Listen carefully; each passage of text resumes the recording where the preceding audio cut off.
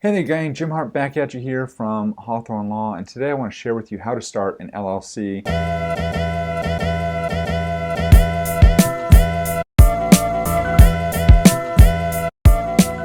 This information is going to be pretty much the similar regardless of what state you're in. As an attorney, I practice in North Carolina. I'm also licensed in Florida. So by the end of today, I'm going to tell you about the different steps you need to know if you're going to start your own LLC. And this is really important. I actually had a client in yesterday who was wondering, who was trying to, going through a divorce situation, and they have a business, a rental property business that he needs to separate with his wife, and they both want to keep the rental properties. And we talked about one of the things they can do is start an LLC. So how do you do that? Well, it's actually pretty easy to do depending on the state you're on. And before I get into that, I want to remind you, hit the subscribe button below. Make sure you comment, like this video, and share it with your following on social media. We'd really appreciate it. Also, hit the little bell thingy. There should be a bell thingy down there as well. I like to say bell thingy. I don't know why.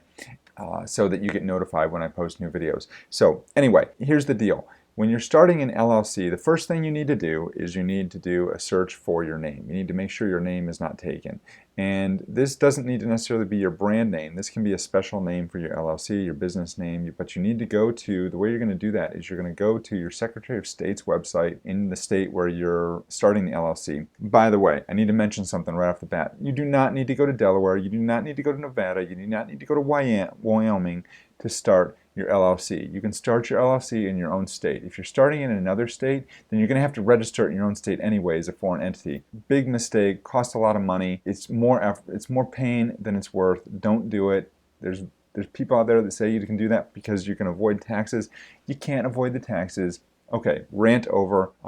Start the LLC in the state where you're doing business. That's going to be the best state for you to do it in. That's number one. Number two, so I already mentioned, go to your Secretary of State's website, do a search for your name, make sure the name's not taken. If it's not, you can go ahead and file what are called articles of organization. And I think it's named the same thing in all 50 states. I'm not sure about that, but that's what you're going to file. You're going to fill out this form, your articles of organization. It's going to give information like the name of the LLC, the business address, who the registered agent is. Make sure you see up here my video on registered agent. That needs to be an actual physical address where somebody can accept mail on behalf of your business if you get sued. That's what a registered agent does, basically. There's corporate entities that do that, but it needs to be a physical address in the state where your LLC is located. They're going to want information such as who the initial members are of the LLC. Owners of an LLC are called members, not shareholders, and other information like that. And you're going to take those articles of organization, you're going to take them down to your Secretary of State's office, or potentially you can file this electronically through the interwebs, and you're going to pay a filing fee. It varies in different states. And then once they file those, your LLC is going to be formed. They're going to send you a little a document back that's going to tell you that your LLC has been formed. Then you've got an LLC. But here's the thing, that's not enough, people. If that's all you're doing to start your LLC, you might as well do nothing, because it provides no liability protection to you. There's no tax advantages to doing that. You've basically done nothing to protect yourself, which is the whole point of forming your LLC. Hold on a second.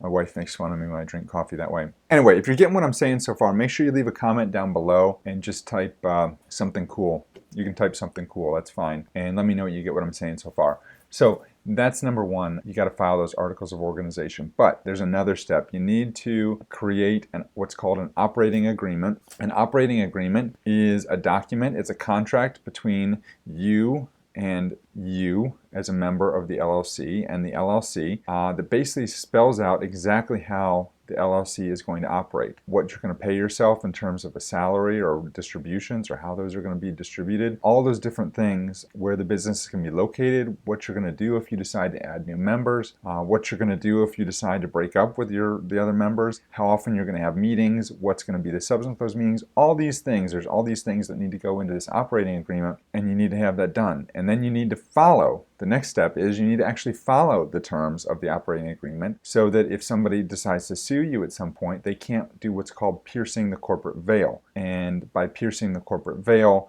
That's how they can do that if you basically don't operate yourself as the LLC according to the terms of your operating agreement. So that's important. All right, the next step is to make sure, oh, and let me go back. If you're in some states ask you to publish a notification.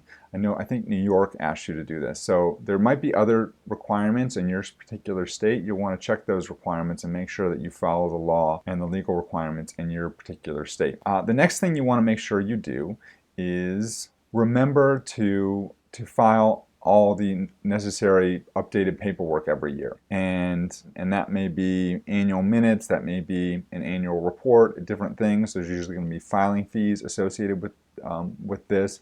So you want to make sure you do that on an annual basis to make sure your LLC stays active.